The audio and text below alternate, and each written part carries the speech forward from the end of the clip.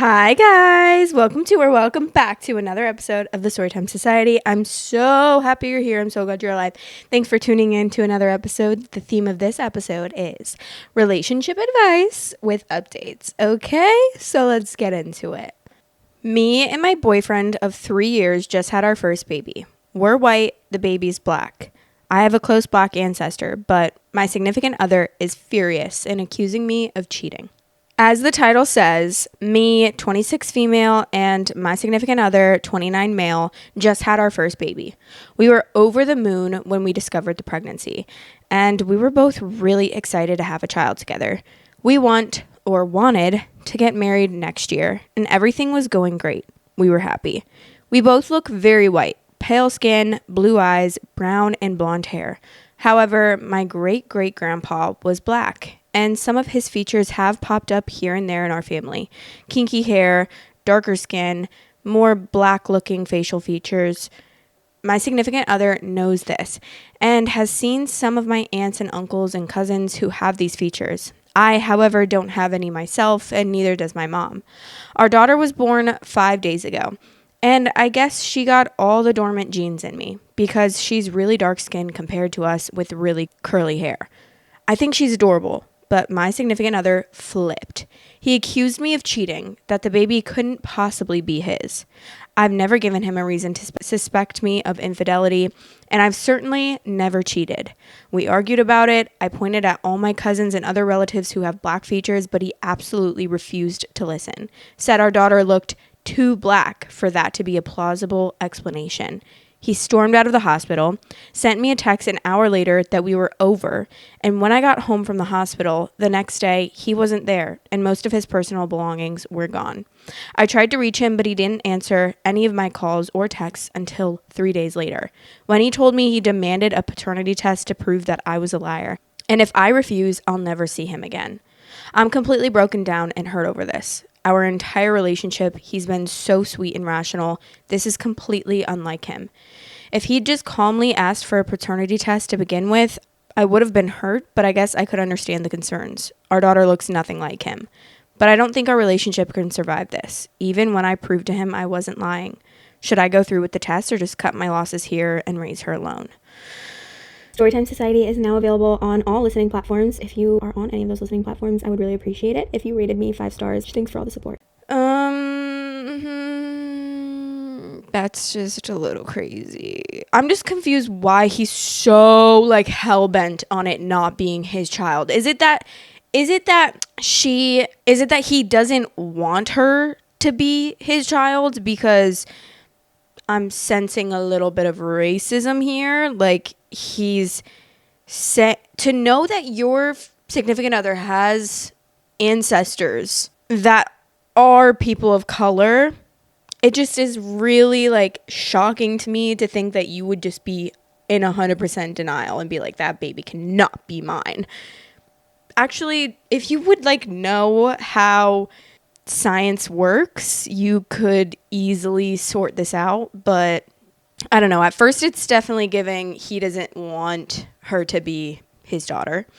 And then him trying to save face by saying that they need to get a paternity test. Because why wouldn't that be the first suggestion? Let's get a paternity test because I don't. Even though I still think that's ridiculous, I still think that's absolutely ridiculous because your significant other has black family members. So why in the fuck would it be impossible for her great-great-grandpa was black? Why do you think it's impossible for those traits to be passed down? I don't understand it. But the edit says, I decided to get the test done. I'll update you all when I get the results. I'm still angry, but I guess I understand a bit better now. All right, relevant comments. That's your decision to make. However, in your situation, I'd do the paternity test either way. If you decide to leave him, it's a nice big F you to him. And if you decide to say, he gets his peace of mind. It's a win-win situation, really. I'd be hurt as F if my significant other accused me of cheating, even though I've never shown any signs of it. However, I don't know how I would react if I had a white girlfriend and the baby came out black. This is probably a 1 in a million type of situation, so I really can't say anything about this. I agree. I definitely think the paternity test needs to happen so that he knows that it's actually his child. But I just don't understand, I guess. like, of course if I had a white girlfriend and her whole entire family was white and everyone in her family was white and there was no one, then yeah, that would make sense. I'd be like, wait a damn minute. This ain't my child. But if you know damn well that she has family members that aren't white. Okay, someone said you're going to need a DNA test for your child support, so you may as well get one now. What you choose to do about the relationship is up to you, but you're going to need the child support. That's true. This person said, people are surprisingly ignorant of how genetics work. Anyway, get the paternity test just for his peace of mind, but understand that your relationship is irreparably broken and that he may sadly never show your daughter the sort of love or affection a father should show his child. This is a heartbreaking situation. I feel most for the baby and you, of course, but that little girl is going to face a lot of challenges in life looking like a black child to white parents. Talk to your more black looking relatives about this and do research on how to talk to your daughter about her ancestry and prepare her for some of the more stupid / bigoted things people are bound to say. And OOP said, yeah, I imagine things are going to be hard for her, but at least she has a loving mom and a family who can relate to her. I just hope my boyfriend, my ex, I don't even know anymore, will come around and treat her with the respect he couldn't afford to give me. And then OOP commented on her family history and said, 4 generations back, my great-grandma and all her siblings look really black. My grandma, less so. My mom's generation is the first to have completely white-looking kids, and I don't think so. My friends joke that my butt is so big I must have inherited that, but I don't think big butts are an actual racial trait, just more of a stereotype. Plenty of white girls with big butts. All right, there's an update 5 days later, so let's get into it and see what's happening. Hey guys, first of all, I wanted to thank the original commenters who helped me see my significant other's side and calmed me down enough to take the test. Well, the results are in, and of course, she's his. The whole process was absolutely ridiculous. I got an appointment with the doctor and texted significant other the time and location. He didn't answer, but showed up. And the entire time, he didn't say one word to me. And he didn't want to touch or even look at the baby. And left as soon as they'd taken his sample, despite the doctor asking him to stay so we could go over a few things. Once he left, I just broke down, and I must say the doctor was really nice. Didn't judge me or accuse me of anything, just calmly went over how the test works and told me babies are often born darker than they actually end up being. Baby was an absolute champ, barely fussed when they drew her blood. I got the results yesterday. I texted my significant other the news and asked if he wanted to come over and open it with me. After almost half an hour, he finally responded. Yes, he'd like to come over. I'm thinking he either sent it while on his way or he's not staying very far because he was here in about 15 minutes. Well, we opened it and read the positive test together. He turned white like a sheet and then just started bawling. I had to shush him because he was crying so loudly. And finally, I got an explanation for his flip out. I mentioned in a comment on the old post that he was an only child to very old parents. His dad died a few years ago, and his mom lives alone a few hours' drive from us. I haven't met her often, but she seemed pleasant enough. Turns out, she hates me. Absolutely hates my guts, and always has. I had no idea about this. She's always acted kind of snobby, sure, but I had no idea she disliked me this much. When my significant other called her to tell her the good news 8 months back when we discovered the pregnancy, she started crying. He never told me this. And as the months passed, she continued being super negative about the whole thing and saying she doubted the baby was actually his. I was below them. Poor people cheat because they're raised in an effed up environment. What the F? And instead of talking to me about this, significant other kept silent while constantly doubting me more and more. The baby being black just put the nail in the coffin that his mother was right and I was good for nothing cheating bitch. After telling me all of this, we just sat there in silence for a while. Finally, he asked if he could hold baby. I was still angry as hell, but decided that holding her was his right. He's the father after all.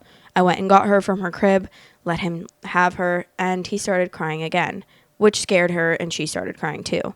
So they were just sitting there bawling together for a while. Finally, he stopped, handed her back, and asked if he could come home.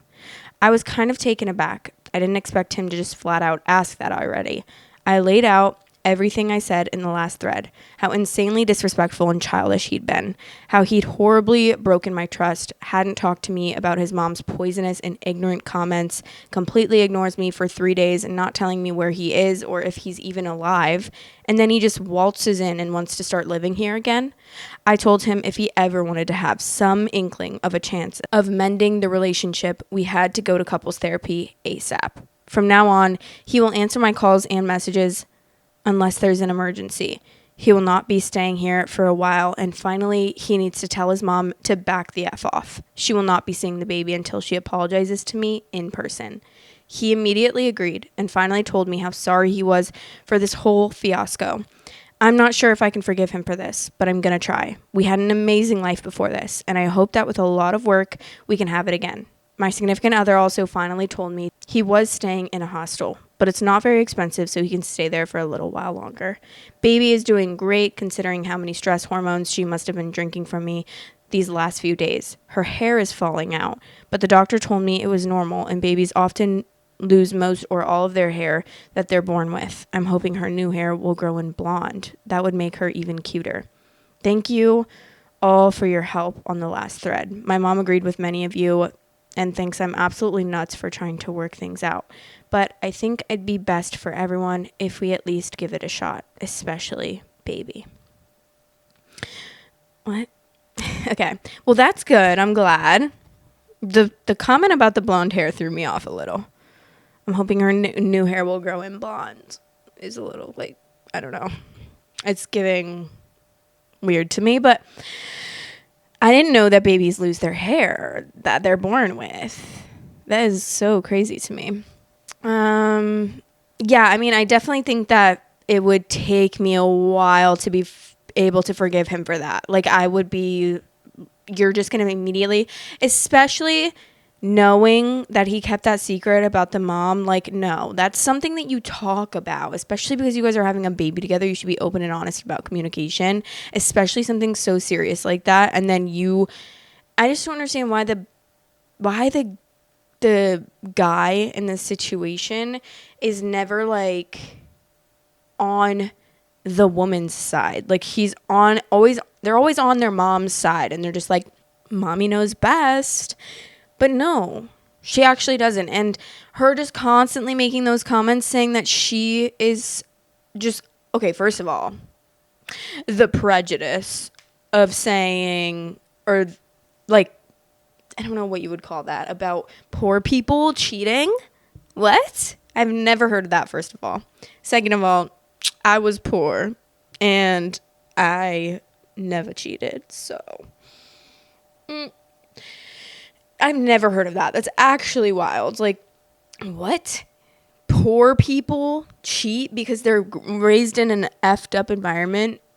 That's just the craziest thing I've ever heard. How about, like, I mean, I was going to say bad people cheat, but I don't really believe that people are inherently bad, you know? But people that cheat can be bad. But I don't think that just because you cheat, it makes you a bad person. I do think I think if you cheat multiple times, that kind of makes you, like, a bad person, you know?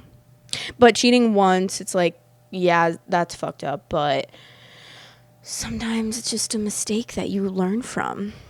Anyways, that's not what this is about. But the top comment says, baby would be almost 10 now. I wonder how they're all doing. And then Chillaven said, based on even mom wishing for the baby's hair to grow back later by the end, I'm not optimistic. And Numerous Table said, I was like, well, fuck, lady, when I read the end. Now you want your baby whiter too? I know someone who married a very dark-skinned guy and was devastated their son looks just like him. Divorce happened, and now kid is being raised by a single dad. He's an amazing kid, thanks. And great part to a very little contact with the idiot who birthed him. That's just crazy. Like, what? You hate that your son looks like the person that you love and you married and you had a child with? Huh? Make it make sense, girl.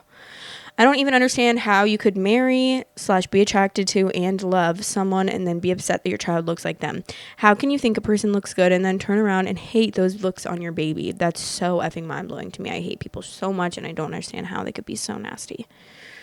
There's a white fundamentalist Christian influencer named Carissa Collins who has 11 kids with a very dark-skinned black husband. Anytime she posts the kids on her socials, she edits the F out of them to whitewash all of her children as much as possible. She also, for a very long time, if not still, didn't know how much about how to do black children's hair, and she would put her little girls' braids and pigtails so tight some of them started getting a little traction alopecia. There are absolutely way too many people out there who fetishize people of color and the pretty mixed race babies they can make only to erase their POC heritage and be blatantly disgusted by it. Not so closeted racists, in my opinion. That's kind of fucked up. Whitewashing your own kids is just a new kind of fucked up. I just can't believe how common it is. Like, so many people are saying that they have like they're half black, half white, and their moms were so disappointed that they didn't get like whiter genes, which is just crazy. Like, what do you mean? What do you mean? This person said, my racist mother was devastated that I, while very, very white, have curly hair. She'd always call it bad hair and had no idea how to care for it. And let me tell you, getting my 3B hair brushed multiple times a day while dry was hell. I'd look a puffy mess afterwards and get scolded for it. Some people should not have children. Oh my God. That's freaking actually, I can't even imagine that kind of, that is just, I don't even have words for that. Saying that, first of all, give me some curly hair, because my hair be flat and fucking annoying as hell. My mom has really curly hair. She's always had really, really curly hair. And it's like big, like 80s hair. And when she was younger, it was definitely like more curly. But I told her she needs to do the curly girl hair routine. And she just literally always is blow drying it and then curling it with a curling iron. I'm like, girl, you have naturally curly, big, beautiful, voluptuous hair. Why are you drying it and curling it with a curling iron? For a while, she did embrace it like a little bit more natural, but I don't think she truly like got all the products to make it better looking. And I just can't believe, oh my God, I see a spider on my ceiling right now. I think it's a little jumping spider though, so it's probably cute. I wish that I got my mom's hair. I'm so pissed that I have straight fucking hair. It's so annoying. I'm actually kind of scared of what bug is on my ceiling. I don't know if it's a spider or not. Probably don't have children if you're fucking actually the worst person to ever exist in the world. Like that. We're moving on to the next story, and the title is, My wife, 30 female, told me she never really felt in love with me, 32 male. We've been together 3 years. Is there any way back from this? My wife and I have been together for 3 years, married for about 2. We have a nearly 2-year-old daughter and have been through a lot in a short amount of time. Moving in together, full-time jobs, a pregnancy, getting married, and even a miscarriage. It's been intense and emotional. I've always believed in us, and while we've had major struggles, I kept fighting for our relationship. Recently, during a very honest conversation, she told me something that hit me hard. That after about 6 months of being together, she realized she didn't feel the feeling that in love spark. And now 3 years in, she says she still doesn't feel it. She told me she's always struggled with identifying what being in love even means. And now in therapy, she's been going for 4 months, she's starting to untangle those feelings. This is the first time she's ever said this out loud. She said she loves me, cares deeply about me, and sees me as family, but questions whether that love is enough, whether it's true romantic love or just safety, familiarity, and shared life. It broke me, especially because I never knew that she felt that way. She even admitted she has felt that spark in previous relationships, but those were chaotic or unsafe. With me, she says everything felt right on paper, stability, a daughter, a future, but never the feeling. We're both emotionally exhausted. I've made mistakes, I bottle up emotions, lash out when I'm overwhelmed, and I've said things I regret. I've just started therapy myself, 1 month in, and I'm fully committed to working on my part. For me, for her, for our daughter. She's been through a lot too. A rough upbringing, no clear example of love or family. This is her first long-term relationship, and I know it's all been a lot. Too fast, pregnancy, marriage, building a life. We've been in a tornado, and maybe we didn't even fully get to know each other before life took over. There have also been some fundamental issues between us. Trust was broken early on, things that she hid, contact with an ex, lies, secrets. We never really repaired that. Communication has also been really hard. Sometimes I feel like I can't fully express how I feel without it turning into a conflict. It's like we're stuck in patterns that keep pulling us apart, and we've never fully built the solid base a relationship really needs. Still, despite all of this, I love her. I've always made the choice to stay and build. And while our relationship isn't perfect, far from it, I've always seen something real and worth fighting for. We've had laughter, deep connection, love for our daughter, moments of peace and joy. I've seen us at our best, and I've believed in us. Now we've agreed to take some space. Not a breakup, but real distance.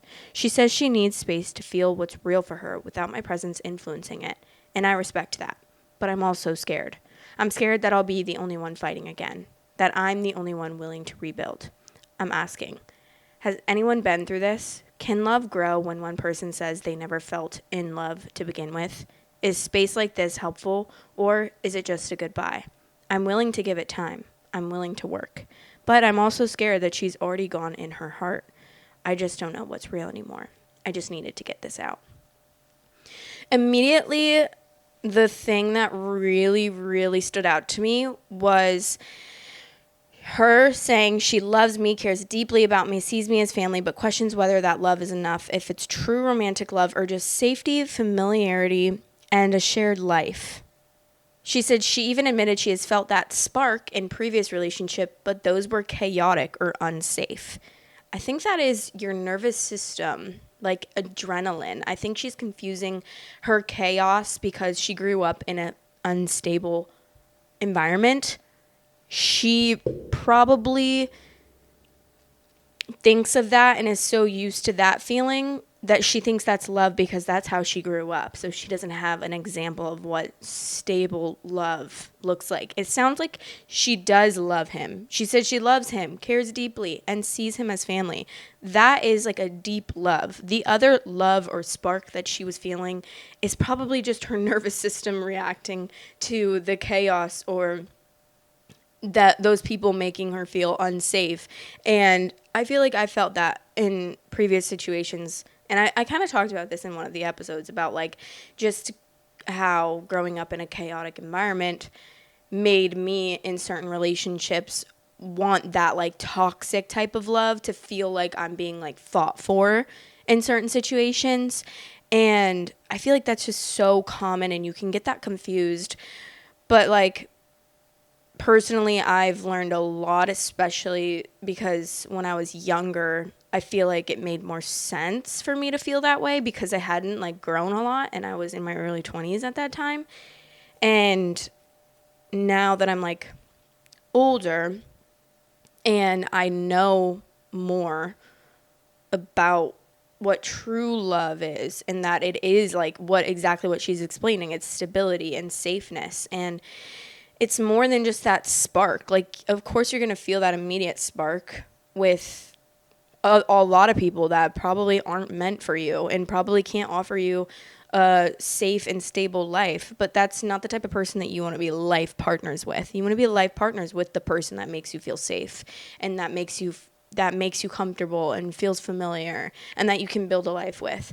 That maybe is something that she needs to talk more about with her therapist, or I'm not really sure. It's interesting to me that she hasn't learned that in 4 months of therapy, that her therapist hasn't really caught on to that, because that just immediately stands out to me. Like, you're used to chaos in your life, and that's why you relate it to what love is, even though that's not real love. But I guess that being her first long-term relationship does make sense, because I was thinking like 30 years old is like not old to be feeling this way, but I feel like by 30 you would have figured it out by now because you would have had relationships to learn from. But I guess if she's never had relationships, like true long-term relationships, to learn that part of herself, then it would make sense why she's questioning this, because it's her first long-term relationship. Like, I'm sure if I didn't have previous relationships that I could like dissect and truly see why I felt the way I did and why like we were in a toxic relationship, then I probably would feel like my relationship now is just like super safe, and in a bad way, I guess, is how she's explaining it, that it's like safe and she doesn't get that immediate spark or like roller coaster of emotions. But now that I'm in like a very safe relationship, I am very grateful and thankful for that. And now I can tell that like this is a relationship, and my past relationships were very toxic relationships. But update the day after the conversation. Last night, we finally had the big conversation. We kept it calm and honest. No yelling, no blaming, just truth. She told me more about how she's felt for a long time, and I shared everything I've been holding in. We talked about her doubts, my pain, our patterns, the broken trust. I went into the talk thinking maybe this space could be the beginning of something new, a reset. But after hearing her say she's never felt in love with me and that she's been carrying that for years, it hit harder than I expected. I thought I could take space, but today I feel completely hollow, like I'm the only one who ever fully believed in us. She said she needs space to understand her own feelings, to explore what love really means to her, and I respect that, but it still hurts like hell. We've agreed to keep some distance now, especially for our daughter's sake. I'm going to stay somewhere else for now. I told her I don't want to give up on us, but I can't be the only one willing to fight. Even with everything she's done, lies, broken trust, things that really hurt, I still love her. I know that might sound foolish, but I do. And I still want to give this a real chance. I just don't know if she does, and I'm scared that she's already gone. And then OOP said on if he sees the magic sparks in his marriage, and he said, it makes me question whether we've both been chasing something unrealistic. I think I've been expecting her to feel something magical that maybe doesn't even exist for some people. Maybe she is confused about what love actually looks like over time. That is what I think. I think she's confusing what real love really is because of her childhood. Okay, we do have another update. It says, it's 2 days later. Update. Me and my wife, she says she loves me, but I found out more, and now I don't know if I can stay. A few days ago, I posted about my wife and I. We've been together 3 years, married for 2, and have a young daughter. Our relationship moved fast. Pregnancy, miscarriage, marriage, full-time jobs, and emotionally, it's been heavy. We've both made mistakes, and we've both carried pain we never really talked about. In our last big conversation, she told me she was in love at first, and that she does love me deeply, but she also said she never truly felt she could be fully open with me emotionally. That over the years, she didn't feel like she could say everything, like something was always missing in our connection, even if she wanted it. She's been in therapy for 4 months now, trying to untangle what love means to her. She had a rough upbringing, no real example of love or family, and I know she's been emotionally lost. We agreed to take some space and not to break up, so she could figure out things without my presence clouding her judgment. I respected it. I moved out temporarily, but since that conversation, things got heavier.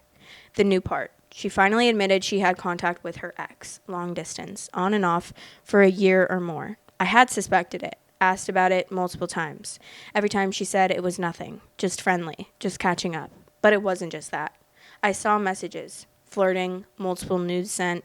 Meanwhile, in our relationship, I told her more than once that I would love it if she sent me something like that. She never did, but she did for him. She says it's over now, and part of her coming clean was being honest with herself too. But I don't know what to believe anymore. To cope, I booked a hotel. I didn't tell her. I just knew I needed space. I've been calm through this. I haven't yelled, I haven't thrown blame, but I feel something inside me cracking. And still, she's been physically affectionate the last couple days. Lying close to me in bed, holding me, seeking connection. It completely confuses me. It almost feels like love, or is it guilt, habit, attachment? I brought up our planned vacation in 2 weeks, told her I might just go alone, and she froze. She told me she wanted to go as a family. That line hit me in the gut. It made me feel both hopeful and completely lost at the same time. What's happening now? We're supposed to talk again today. I told her I need clarity. I'm writing this before that conversation because I don't trust myself to get everything out in the moment. These are the things I need to ask, and honestly, things I've been carrying for a while. 1. Why the sudden affection lately? Is it love, confusion, or just not wanting to let go yet? 2. What did she mean when she said she wants to go on vacation as a family? Is that real or just something that sounds nice? 3. The hardest question. Is my daughter mine? I'm almost sure she is, but during a past argument, she mentioned her ex once asked if it was his child's, and it planted a seed of doubt that I can't ignore. I hate that I even have to ask this. 4. Was her contact with her ex consistent this whole time? I found explicit photos 4 months ago and once a year ago. She admitted the talking started way before. I assume it never stopped, but I want to know the full truth. How long did it go on? And how deep was it really? I've been in therapy myself for a month. I'm facing my own stuff the way I shut down, avoid hard emotions, or lash out under pressure. I'm committed to growing, but right now, I don't know if there's anything left to fight for. I don't even know if I want to stay, and that's new for me. I love her, but I'm hurt. And yeah, I admit this too. After she told me all this, I reached out to a couple past hookups. I haven't acted on it, but the fact that I even wanted to shows me how far I've drifted from myself in all of this. So here I am. We're about to talk, and I honestly don't know what I want to hear. Part of me wants her to fight for us. Part of me is done. Can something this broken be rebuilt if the love is real, but the trust and connection never fully were? Can two people come back from this level of damage, or are we just dragging out the end? And how do you know when it's time to stop trying? Oh, I'm sorry, but I don't think that he should stay in this relationship. I feel like he should be the one to leave, honestly, because seems like in the beginning she was broke a lot of trust, and now she's still breaking trust. She never truly changed. She's been talking to him. They've been married for 2 years, and she's been talking to her ex for a year, probably even more than that. I'm thinking that this girl needs to be on her own, honestly, to figure things out so she doesn't keep dragging people into this situation and hurting people. And now, like, it's so hard because they're married and they have a child involved. So that's kind of sucky. All right, let's read the next update. All right. The next day, July 17th, 2025. Me and my wife took distance. We're both processing, but this relationship, as it was, is over. My wife told me that although she loves me and was in love early on, she spent most of the relationship not feeling safe or emotionally at peace. She said that around 6 months into the relationship, that sense of rest started to disappear, and for most of the time since, she's felt disconnected. She wasn't the only one. We've both been walking on eggshells. We both have old wounds, and when those get triggered, we pull away, say the wrong things, or shut down. That pattern has chipped away at our connection. We've never really felt calm together for long, but we never said it, until now. This past week, Monday and yesterday, we've had the most open conversations we've ever had. More honesty than we've shared in years. But it's also shown us how fragile things have become. I found out she had long-term on and off contact with her ex. That shook me, especially when I saw intimate photos on her phone and heard that he once asked if our child might be his. She says the photos were from before our relationship, and I don't care what happened before that, and that she didn't send anything while we were together. I found also some pictures in our relationship in her gallery. She also said she blocked him immediately after that "is it my child" comment. I believe her, mostly. But somewhere inside, my trust still questions it. Honestly, I booked a hotel and left the house abruptly because I truly believed she had cheated during our relationship. At that moment, everything in me was convinced something happened that I didn't fully know. Now, after all the talks and her explanations, I don't know if I would call it cheating. There were definitely things that hurt, things that crossed emotional lines, but I can't label it 100% as cheating. That confusion is still in me. What really bothers me is this. My ex also contacted me multiple times during our relationship, and I never replied. That was a clear boundary. She didn't draw that same line. And that difference in boundaries makes me question how aligned we really are when it comes to loyalty and emotional safety. That said, I don't want this whole story to be reduced to just the ex. That's one part of it. But the bigger truth is, we both came into this relationship with heavy baggage. I've struggled with depression for a long time. I shut down emotionally. I didn't always create a safe space either. She has her wounds, I have mine. We've both failed each other in different ways. And the cracks started before this latest breaking point and only got worse. We never really talked deeply about our struggles or what came after the fights. We just moved on. I told her I needed space, and I left. She didn't expect me to actually go, but I had to finally listen to myself. We've agreed I'll stay away until at least Wednesday. Our daughter is safe and cared for. No conflict there.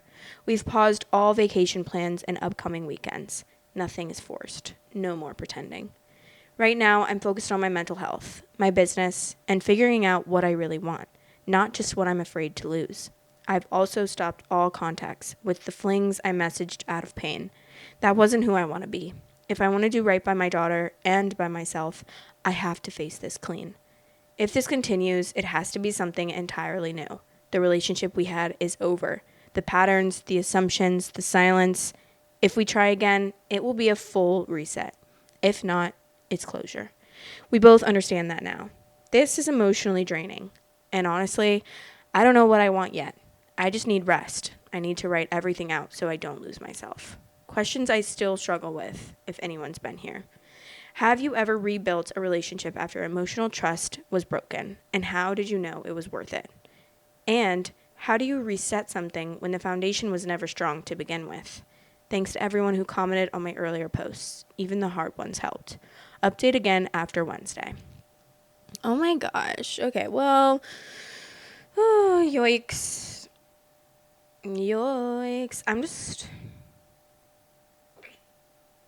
I am confused. Like, did she cheat? Because how would the baby be her ex's? Like, why would her ex even assume that or even ask that? Like, is it mine? And then her telling him that, like, is also kind of crazy because it's like, wait, so you cheated on me? Because what would the possibility of it being mine?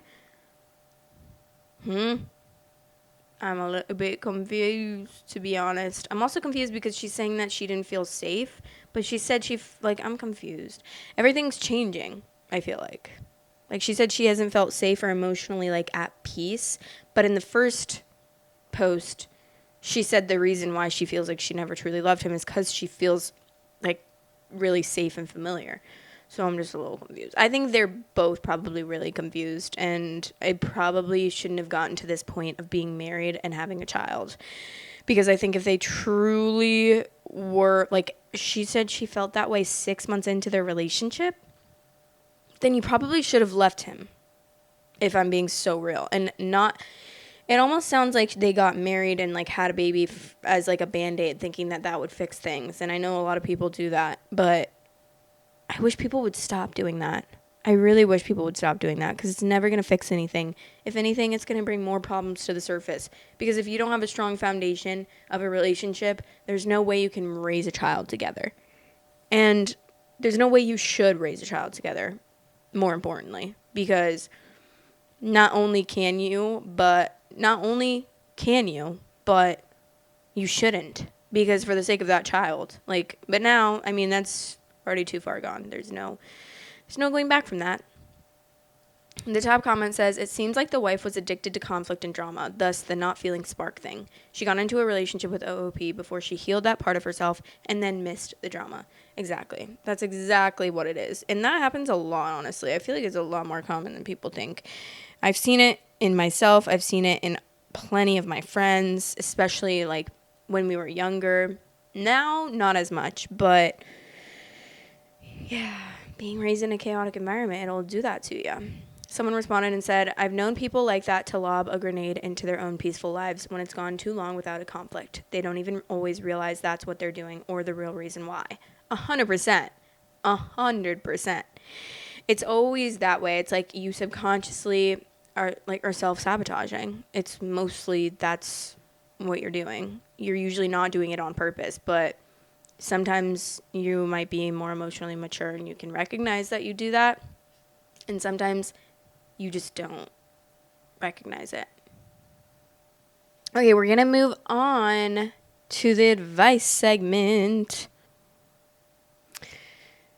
If you need advice from an unprofessional like me, guys, I'm not professional. Okay, don't get it twisted. I may be seeming like it because I'm just so professional and emotional mature. Just kidding. I'm joking. Okay. Anyways, though, actually, if you need advice, there's a Google form in the description. And I also am starting to do confessions. So once you click on the Google form, it will give you either a section to put a confession or a section to ask for advice. So if you have a confession, put it in that. If you have an advice question, put it in that. See? And you can do a confession on the Google number that I have as well. So if you want to leave a voicemail instead, and you can leave an advice voicemail or a confession voicemail, the number is 561-264-7017. So let's get into it. Okay. This says, hey, I love your podcast and love that you're a little older speaking about advice, but not Gen X or younger Gen Z. I'm 25 female. I have a fiance, 24 male, and we have a friend group, or he does at least. I hang out with the boys, but once in a while the girlfriends get invited to hang. But it's only me and this other girl's 22 female. I've struggled with homelessness, no parents, high-ish body count, and rehab in my young adult life, which I guess you could say caused a lot of character development. Her, on the other hand, grew up in a rich family, all A's, hasn't had substance issues, has been in a relationship for several years, and actively working on getting her master's. She's in her last year. I think because I'm older and had a lot happen when I was her age that she's envious of me or she's a full-on narcissist. I can't tell if it's me or her. The past 2 years, she has pushed me to the side when face to face, not really acknowledging that I'm here. But if they make plans to hang, she'll say she really wants me there, but doesn't talk to me unless my fiancé is in the conversation. I constantly catch her staring at me, but it's like off-putting because I feel like she's staring at me more than she speaks. She has several times been walking down the road, excluding me, and walking really close to my fiancé, which he has expressed makes him uncomfortable. But I have mentioned having a problem with how she acts. Examples. How she includes me, how she constantly argues with me about things. I literally don't vote. I'm not political. I just don't care. But I do care when real life happens. So when I mention things from my perspective, she will stand up and start talking over me, pointing in my face saying it's propaganda. But it's not. People are actually dying, and she is fully aware. I don't care about politics. Maybe like she's trying to make me seem dumb. She wears clothes where her chest is falling out and wears ruffled underwear under satin pants on our game nights. Don't get me wrong, women can wear what they want, but I feel like if you're constantly checking to see if your boobs are falling out, then you shouldn't wear it around your boyfriend's best friend and brother, my fiance and hers boyfriend's twin brother. Last time I mentioned that things bothered me, she just gaslit me and sent me things like, I'm not going to read all that. And, quote, if you're not here by 4 p.m., then my hands are tied, when I would actively be at my job knowing I could come to her house. She even went so far as to take my fiance's best friend from him.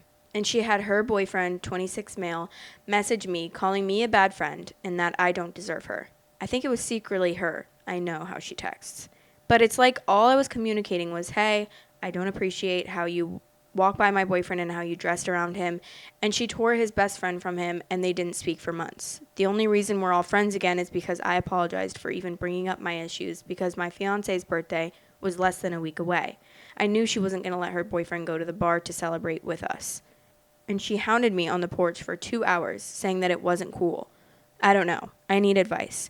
I can't tell if she's just younger and gave up her 20s for college and a relationship and is envious of me, or if she's genuinely a narcissist. Looks don't matter, but I have to fill in the idea for y'all. I have 36 tattoos, piercings. I am Southern pretty, uniquely pretty, not LA pretty, I guess. I went to rehab. I'm 5'8", hourglass, 170 pounds, and was homeless for 6 months. She is under 100 pounds, conventionally pretty, so at first glance. 4'9" and has no tattoos. Very pretty mixed girl, don't get me wrong, but no uniqueness or past before college or her boyfriend. What do you think? Thank you in advance. I really need it. The first thing I have to say is she probably is a little bit young and she probably is a little bit jealous and looks up at you, but she shows that through enviousness and not like by admiring you, if that makes sense. And then another thing that I have to say is I think like her wearing certain clothes around people, I genuinely think that that's fine. I think that is her choice. And I think that if she wants her boobs falling out, like I personally, in my opinion, I think that's up to her. if she wants to do that and she wants to show that around people, I think that's up to her 100%. And I feel like that's definitely not something I would bring up to her, especially because if it's something that you like don't want her wearing it around your boyfriend, I think it's more about if you trust your boyfriend, and that's the more important part. If you trust your boyfriend, then that's all that really matters. So I do think that's kind of irrelevant. I think that she should be able to wear what she wants. I think that maybe guys just don't get along, and I don't think that you guys are just like, you're just not meant to be friends. You guys have a lot of differences, which doesn't mean that you can't be friends, but it just, sometimes you just know when you get along with people, and you know when you click as friends and when you don't, and I think that it's okay. I think that it's 100% okay. You guys don't have to hang out.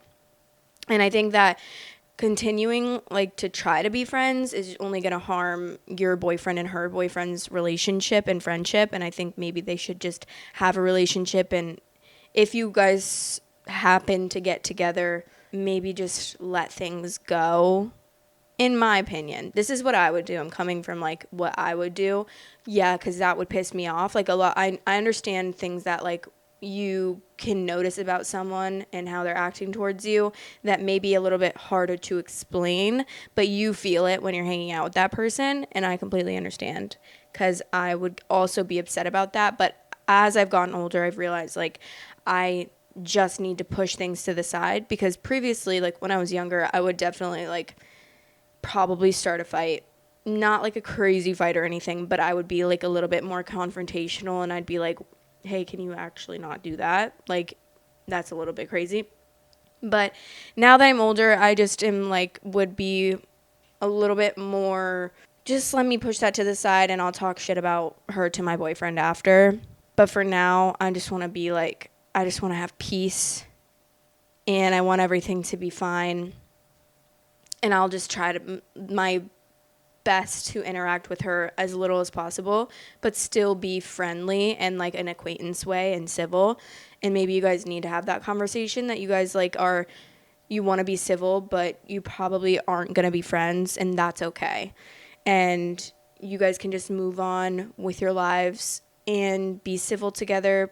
You don't need to be best friends, and that you want things to be at peace, and you just want the situation between her boyfriend and your boyfriend to remain the same, and for them to stay friends, because it seems like they were friends way previously is what I'm gathering. I also don't think that it's like wrong for her not to have as much character development as you. And I know that's not necessarily what you're saying, but it does seem like you are pointing that out a little bit, like saying as if maybe, and it could be true, she might be jealous of you, or she might just like look at you and be like, oh, I wish, I was more like that. Or maybe she looks up to you, but is a little insecure about it. But I don't think that it's wrong for her to not have a lot of character. Obviously, we all go through different things at different points in our lives, and a lot of people don't deal with anything growing up, or they really go through such limited things, whereas some people go through insane things and insane battles. And of course, that is going to make your guys' like development a lot different, and the emotional intelligence is going to be a lot different as well. But she's on her own life journey, just as you are on your own life journey as well. And I don't think that it's fair to like compare those. If you trust your boyfriend, and you should trust your boyfriend. And just what she does is her business. I would just say, honestly, I don't think the drama is worth it. And I think that just keeping the peace in this situation, which a lot of the times I feel like when we read Reddit stories, it's always like, oh, just keep the peace. And I'm always like, no, don't keep the peace, because in a lot of situations, I don't think that it's worth keeping the peace. But in this specific situation, I do think that keeping the peace is probably the best situation. So, yeah, I don't know if I missed anything there or not, but I hope that answered at least a little bit of the advice, and I hope that helps at least a little bit. I hope that you get that figured out, and thank you so much for entering that advice question. I love you so much, and I will talk to you guys in the next episode. I am gonna go. I gotta pee real bad, so I'm gonna go take a little tinkle, and I'll get back to filming after. Okay? So I love you guys so much, and thank you for being here as always. I love you to the moon and back. Mwah. Bye. If you want extra content weekly, head over to patreon.com/storytimesociety and become a member on there for extra content. Love you. Love you guys. Thanks for watching. Please like, comment, and subscribe.